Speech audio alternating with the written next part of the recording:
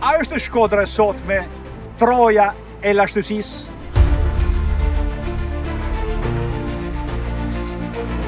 Troja famshme ku ndolli përplasje epokale epike midis Hektorit një krah dhe Akilit në krahun tjetër? Ja të rështetojmë pak. Kohët e fundit janë shumë njerëz, shumë historian, shumë arkeolog që po vejnë në dyshim atë pozicionin e njohur universalisht tashmë të Trojës që gjindet në Gadishullin e Azisë së Vogël në Turqinë e sotme. Po është me të vërtetë aty apo jo? Apo është Shkodra jon, Troja e dikurshme? Ja të rështetojmë pak. Kur e zbuloi Trojën e pranuar nga shumë historian të sotëm dhe arkeolog të sotëm, Heinrich Schliemann ishte thjesht një biznesmen, nuk ishte një arkeolog apo një historian. Ai u pagua me shifra marrëmendse në atë kohë për të bërë këtë ekspedit në kërkim të Trojës së vjetër, Trojës antike, nga mbreti i Greqisë të asaj kohe që ishte një gjerman. Pra një gjerman, mbret i Greqisë, paguan një biznesmen të Gjermanisë i cili u vu në shërbime një herë për të gjetur Trojën e dikurshme, mundësisht në një vend armik të grekëve modern të shekullit të 19. Pasi viti kur ai e gjeti Trojën e sotme që e pranojnë përsëris prap shumica e historianëve dhe arkeologëve, ishte viti 1871. Greqia ishte nga pak që kishte dalur nga pushtimi otoman dhe ishte një shtet i ri që kishte nevojë për identitet, kishte nevojë që të ringjallej e kaluara dhe ku nuk ishte të krijohej ajo.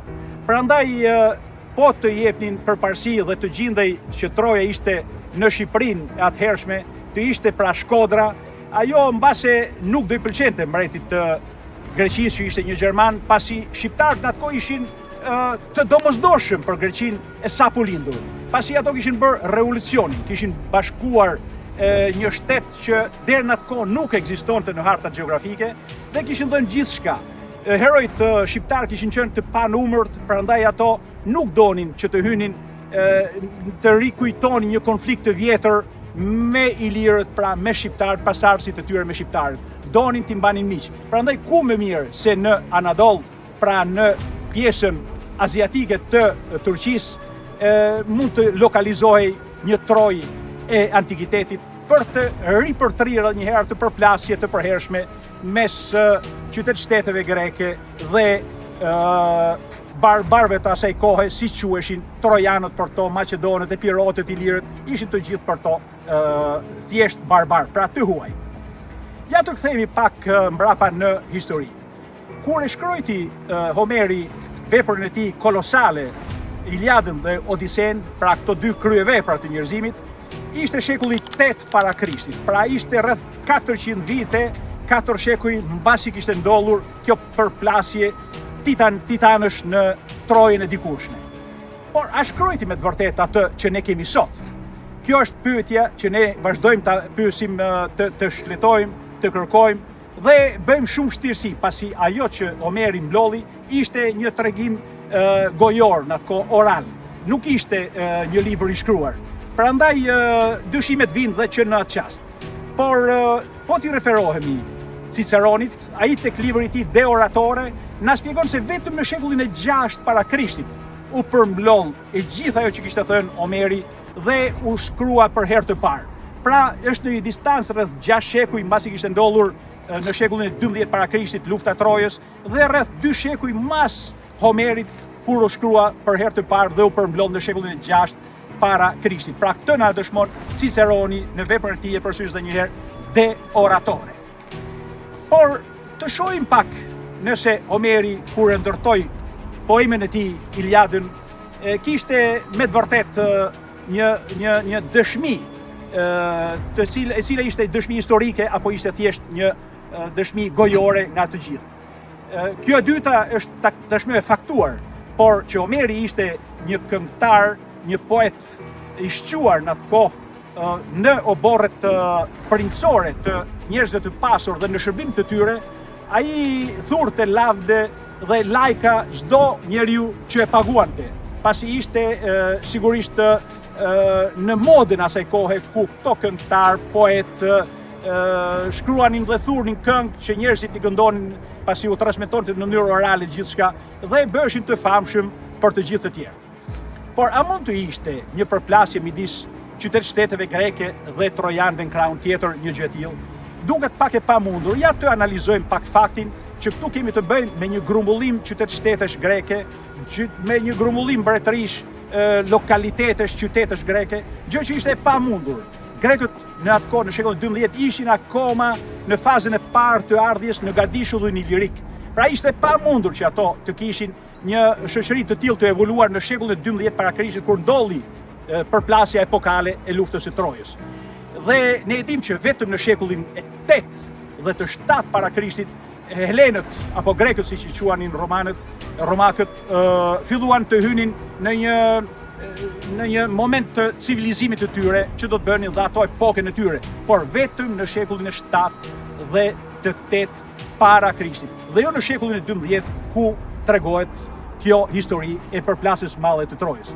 Në krahun tjetër ne kemi për herë të parë bashkimin e qytet-shteteve greke në legën e Korinthit apo në lidhjen e Korinthit. Dhe këtë e bëri një mbret barbar, pra një mbret i huaj për to, që ishte Filipi II, papai i një mbretit të fuqishëm të gjakut të etnisë dhe të kulturës ilire shqiptare që ishte Leka i Madh. Pra jati ti për herë të parë i uli gjithë ato princat apo që ishin ato të kryetarët e qytet-shteteve të Greqisë së atëhershme dhe i bëri që të binin dakord për herë të parë në vitin 338 para Krishtit në lidhjen e Korinthit. Pra, kjo mungesë e lidhjes mes tyre është demonstrimi i asaj që ishte pamundur që këto gjithë të bashkoheshin dhe të luftonin kundër Trojës. Pra, në krahun tjetër kemi dhe relievin, kemi atë pjesën gjeografike të Trojës së atëhershme që na tregon Homeri në mënyrë të detajuar. Janë dy lumej që e përshkojnë Trojën në dy krahët e saj. Dhe kjo nuk ndodh sot, dhe njëri është i madh dhe tjetri është i vogël.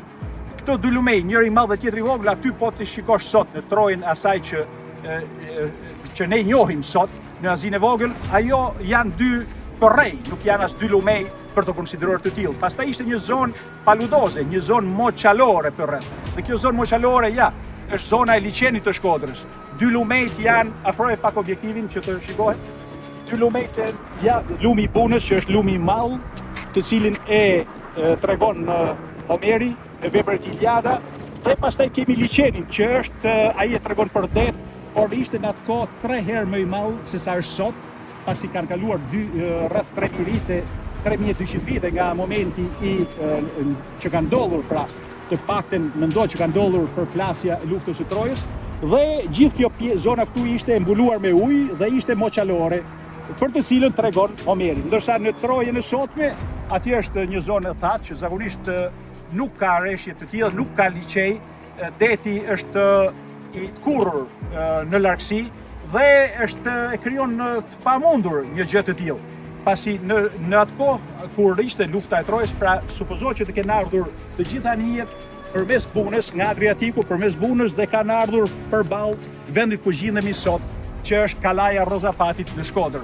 Por poshtë mureve të sotme të Kalas Rozafatit janë muret dhe gurët ciklopik që janë pikërisht të periudhës të mijëvjeçarit të dytë para Krishtit.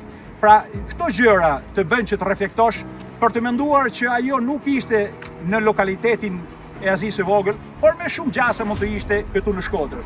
Një element tjetër i rëndësishëm është dhe emri vet i veprës, i kryeveprës së Homerit, që është Iliada. Pse u quajt e Iliada? Iliada u quajt pasi pak vite përpara se të ndodhte lufta e Trojës, Ilirin, pra Shqipërinë atëhershme, Gadishullin Ilirik, e udhëheqte mbreti Ylli, dhe këto e dim nga historia. Mbreti Ylli vdiq në vitin 1225, pra rreth 50 vite përpara se të ndodhte përplasja e madhe në luftën e Trojës. Dhe nga mbreti Ylli shumë herë shqiptarët atëhershëm antik, apo ilirët e atëhershëm, apo pellazgët që ishin banorët e parë, nga cilët erdhën pastaj pasuesit e tyre ilirët për të mërritur deri tek shqiptarët e sotëm, ishin shumë herë të qasur me emrin e mbretit Ylli dhe i quajnë të shumë herë Yllor, i quajnin njerëzit e yllit, pra populli i yllit.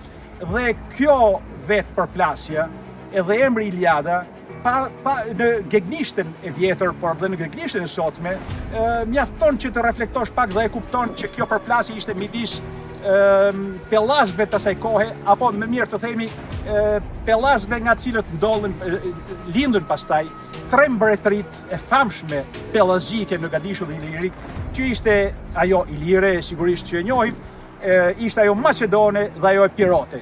Pra nga kjo përplasje titanësh këtu në Shkodër, nga kjo përplasje fisnore këtu në Shkodër, ka shumë historiatë të sotëm që e konsiderojnë luftën e Trojës një luftë e bërë midis dojë të vetë, pra midis pellasve vetë. Pra ishin shqiptarët një krah dhe shqiptarët një krah tjetër, sigurisht shqiptarët antik. Pra vetë emri i Iliadës na bën që ta kuptojmë që ka lidhje me yllin. Pra Iliada. Ili është ylli, ili sepse në atë kohë ili u quante ylli dhe mbreti ylli ishte Iliada. Pra ylli u nda, ylli mbretëria ti u nda. Pra Ilia nda, pasi ylli në atë kohë mbreti ylli në shekullin e 13 para Krishtit, 12-13 para Krishtit, kontrollonte gjithë Gadishullin ballkanik. Ishte koha përpara se të vinin fiset helene apo greke, siç i quajtën romakët. Pra kjo na bën që të reflektojmë dhe të kuptojmë që kjo pra përplasje titanësh që ndodhi këtu në këtë vend mund të ketë bërë që të lindnin pastaj tre popuj pellazik, tre me të njëjtin themel, me të njëjtën origjinë, me të njëjtën gjenetik. Pra ndarja midis Ilirëve, Epirotëve dhe Maqedonëve. Dhe fakti që kur Roma e sulmoi në atë kohë Gentin dhe Perseun e Maqedonisë, ato mblodhen që të tre tokë, tre mbretërit humben të trija bashkë, të lidhur njëra me tjetrën, ajo e Maqedonisë, ajo e Ilirisë me kryeqytet Shkodrën dhe ajo e Epirit, që të trija ranë për një herë nën pushtimin romak, pasi qëndruan që të trija së bashku. Dhe kjo na tregon që ajo lidhje nuk ishte pushuar si qeni kur, pavarësisht asaj përplasje të madhe, pavarësisht asaj ndarje midis tre mbretërive, pellazgët u gjetën përsëri për të përballur me një superfuqi që ishte në ato ajo romak.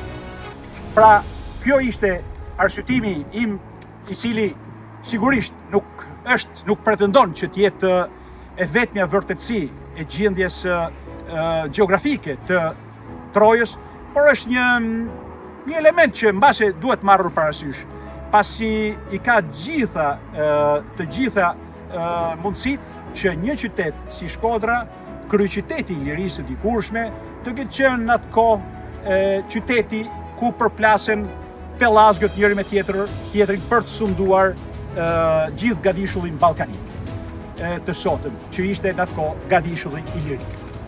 Nga Shkodra e jashtëzakonshme, nga Shkodra e bukur, nga ajo që romakët e quanin Guida delle Battaglie, Belli Caput e quanin në latinisht, Belli Caput ishte Shkodra, apo Claudia Augusta e quanin venecianët, unë Alban Kraja si gjithmonë, nga Shqipëria jonë e bukur, ju përshëndes dhe ju uroj çdo të mirë.